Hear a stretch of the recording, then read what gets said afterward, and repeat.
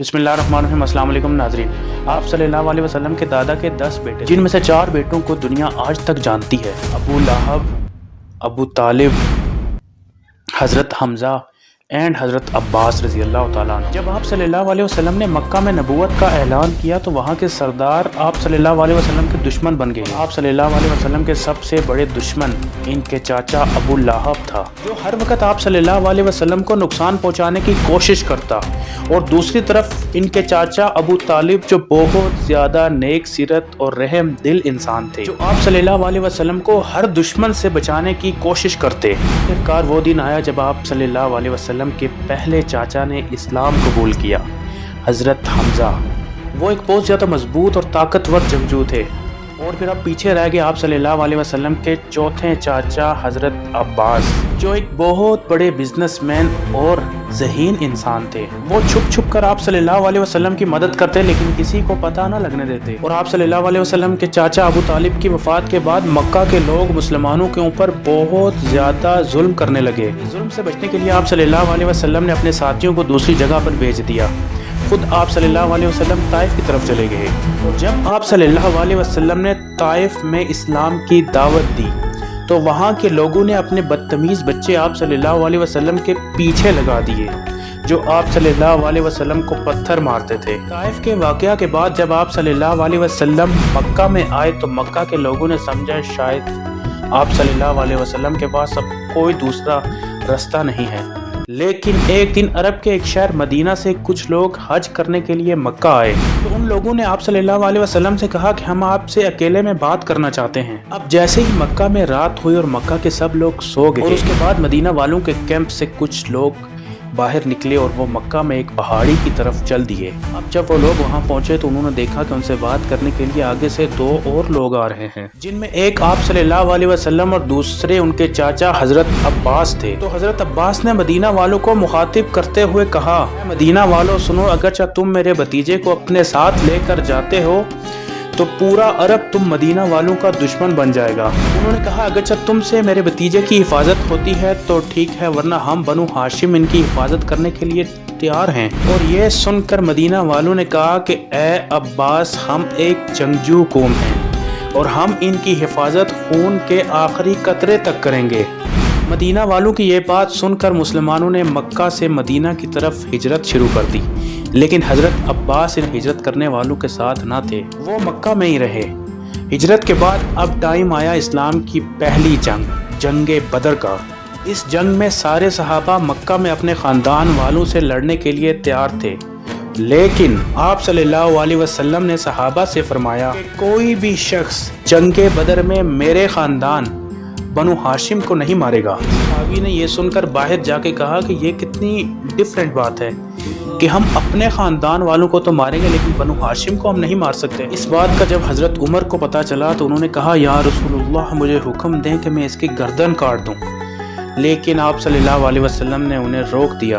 अब जब जंग शुरू हुई तो कुरैश के बाकी कबीलों से तो बहुत ज़्यादा लोग आए, लेकिन बनु हाशिम से सिर्फ 3 आदमी आए थे, और इन तीनों में हज़रत अब्बास भी थे। जब मुसलमान ये जंग जीत गए और बाकी लोगों को कैद कर लिया तो इन कैदियों में हज़रत अब्बास भी थे।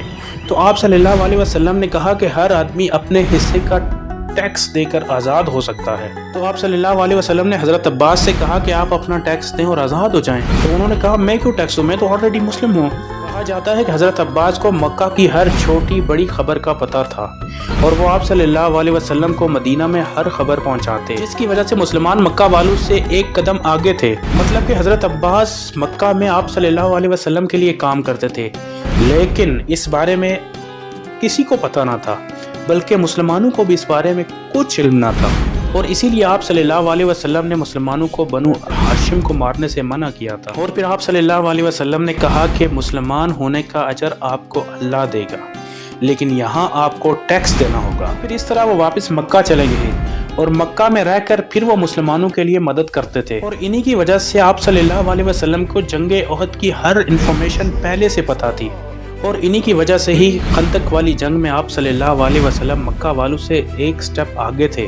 और फिर इस्लाम की तारीख का वो दिन आया जिसे मुसलमान कभी नहीं भूल सकते, फतह मक्का। जब आप सल्लल्लाहु अलैहि वसल्लम मदीना से अपनी फ़ौज लेकर मक्का की तरफ निकले حضرت عباس بھی مکہ سے آپ صلی اللہ علیہ وسلم کی طرف روانہ ہوئے اور پھر رستے میں آپ صلی اللہ علیہ وسلم کی فوج کے ساتھ مل کر واپس ان کے ساتھ مکہ کی طرف آئے اور پھر یوں حضرت عباس نے آپ صلی اللہ علیہ وسلم کے ساتھ مل کر مکہ فتح کیا۔ فتح مکہ کے بعد آپ صلی اللہ علیہ وسلم نے ایک اور جنگ لڑی، جنگ حنین۔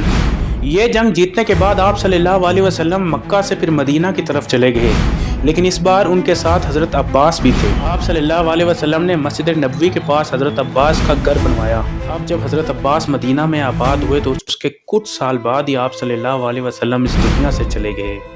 اس کے بعد حضرت عمر اور حضرت عباس کے درمیان چھوٹا سا اختلاف پیدا ہو گیا۔ ایک دن خلیفہ عمر نماز کے لیے جا رہے تھے اور جب وہ حضرت عباس کے گھر کے پاس سے گزرے تو ان کی چھت کے پائپ سے نکلتا ہوا پانی ان کے کپڑوں پر جا کے لگا۔ خلیفہ عمر نے یہ دیکھ کر اس پائپ کا رخ تبدیل کر دیا۔ اس بات کا حضرت عباس کو پتہ چلا تو وہ مدینہ کی عدالت چلے گئے اور خلیفہ عمر کے خلاف کیس کر دیا۔ کیس شروع ہوتے ہی مدینہ کے جج نے خلیفہ عمر کو عدالت میں طلب کر لیا اور جب خلیفہ عمر عدالت پہنچے تو حضرت عباس نے کہا کہ عمر نے میری اجازت کے بغیر میرے گھر کے پائپ کا رخ تبدیل کیا ہے۔ اس پر خلیفہ عمر نے کہا کہ یہ میں نے اس لیے کیا ہے کہ مسلمانوں کو کوئی تکلیف نہ ہو۔ تو اس پر حضرت عباس نے کہا کہ یہ کوئی عام پائپ نہیں ہے، یہ پائپ آپ صلی اللہ علیہ وسلم نے اپنے ہاتھوں سے لگایا تھا جس کا رخ آج آپ نے تبدیل کر دیا۔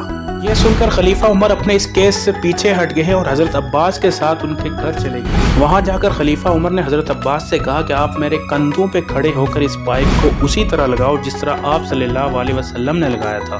اور پھر اسلام کے تیسرے خلیفہ حضرت عثمان کے دور میں حضرت عباس اس دنیا سے چلے گئے۔ کہا جاتا ہے کہ حضرت عباس کے جنازے پر اتنے زیادہ لوگ تھے کہ مدینہ کے قبرستان میں کسی کو پاؤں رکھنے کی جگہ نہ ملتی اور ہر شخص کی یہی کوشش ہوتی کہ وہ آگے جا کر حضرت عباس کی قبر تک پہنچ سکے۔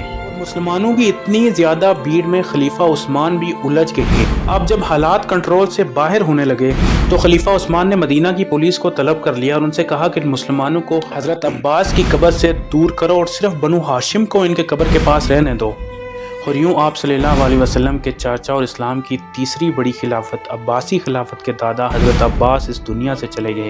لیکن حضرت عباس کی وفات کے کچھ ہی سال بعد ہی خلافت راشدہ اس دنیا سے ہمیشہ کے لیے ختم ہو گئی۔ اس کے بعد بنو امیہ کی خلافت شروع ہو گئی اور بنو امیہ کی خلافت میں ہی حضرت عباس کے خاندان کے کچھ لوگوں نے بغاوت شروع کر دی اور اس طرح بنو امیہ کی خلافت کا اختتام ہوا اور یوں اسلام کی تیسری بڑی خلافت کا نام انہوں نے اپنے ہی دادا حضرت عباس کے نام سے عباسی خلافت رکھا۔ یہ خلافت تقریباً 524 سال تک چلی۔